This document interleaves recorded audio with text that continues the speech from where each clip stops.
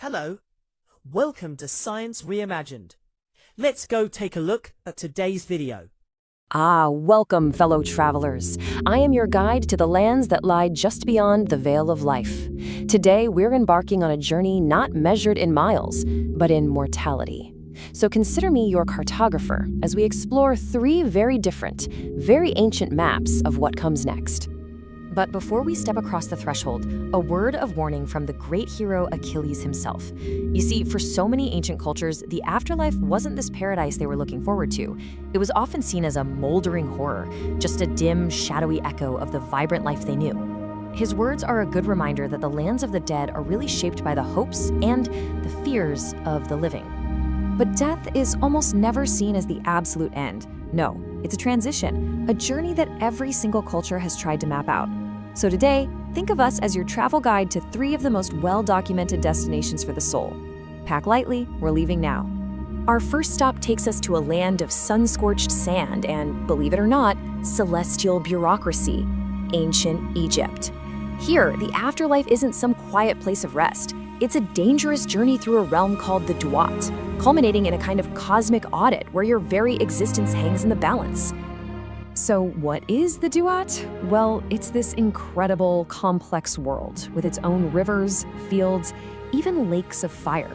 The Egyptians believed it was the very landscape the sun god Ra had to sail through every single night, fighting off the serpent of chaos, just so he could be reborn at dawn. And guess what? Every single mortal soul was expected to make a similar trip.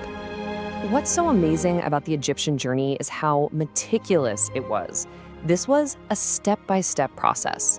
No chaotic free-for-alls here. This was a divine procedure, a sacred checklist. And you had to be prepared for every single stage if you wanted to reach paradise.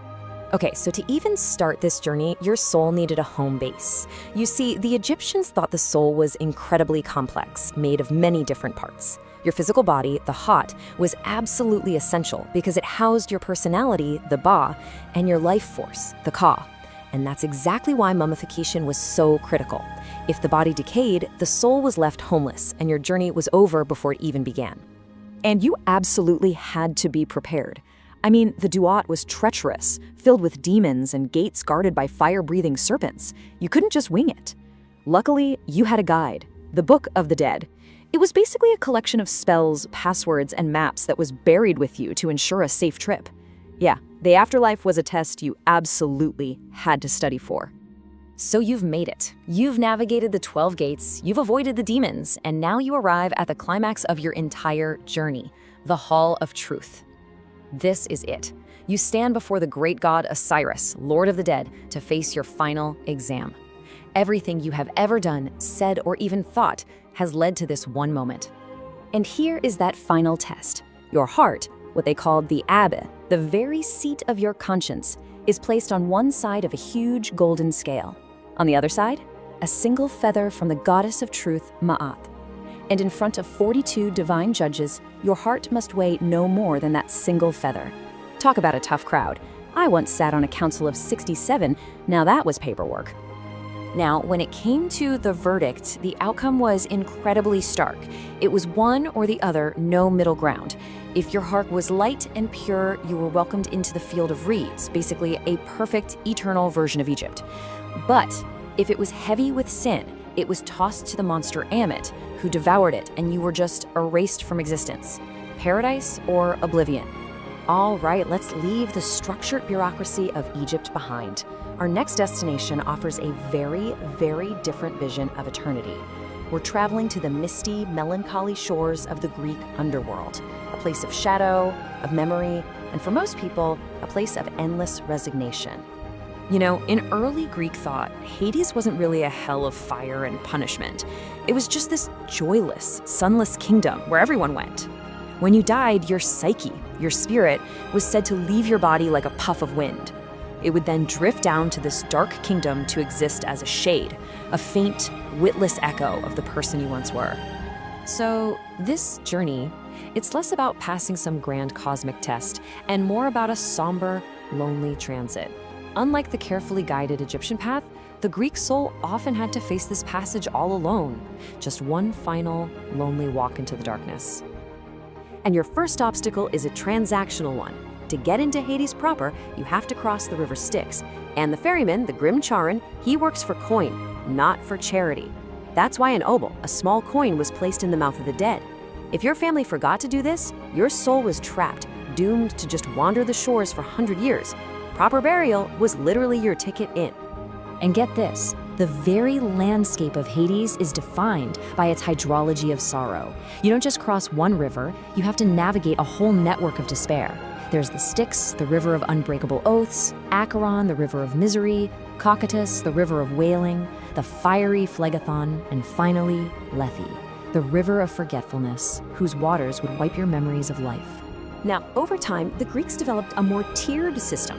It was no longer a one-size-fits-all doom and gloom. It became a kind of cosmic real estate, where your final address depended on the life you lived.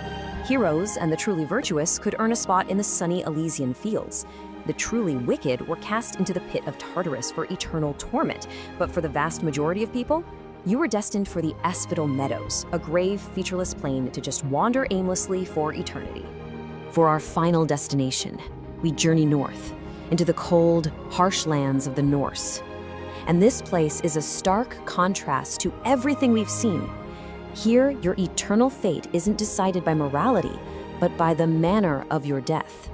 This is truly a meritocracy of the end. You see, the Norse afterlife wasn't just one place. It was a whole network of different realms.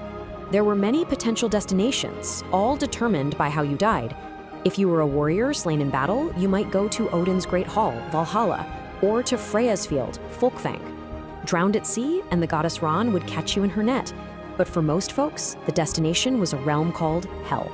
And this contrast right here, it reveals the core Norse values. Valhalla was the ultimate prize. It was this massive hall where chosen warriors fought all day, were miraculously healed, and then feasted all night, basically training for Ragnarok, the final twilight of the gods. On the other hand, the realm of Hell wasn't a punishment. It was just a quiet, cold, neutral place for those who died a straw death from old age or sickness. But even getting to Hell was an epic journey. It was a 9-night ride on horseback through dark valleys down to the roaring river Gwael. You'd cross it on the Glabru, a bridge that shimmered with gold, where a maiden would demand to know your purpose before you could finally pass through the massive Hell Gate into the quiet lands of the dead. So we've seen the maps. We have walked the paths and crossed the rivers. Now let's pull back and place these destinations side by side. It's time to really understand what these ancient cultures valued and what their afterlives really demanded from them while they were alive. This comparison just lays it all out so clearly, doesn't it? For the Egyptians, the key was ma'at, living a life of cosmic balance and moral purity. For the Greeks, it eventually evolved to judge the full human experience. And for the Norse, what mattered most was how you met your end, with a glorious death in battle being the highest virtue. So you see, these weren't just spooky ghost stories. They were cultural blueprints for how to live a meaningful life. The Egyptians sought balance with the cosmos. The Greeks grappled with what it meant to be human.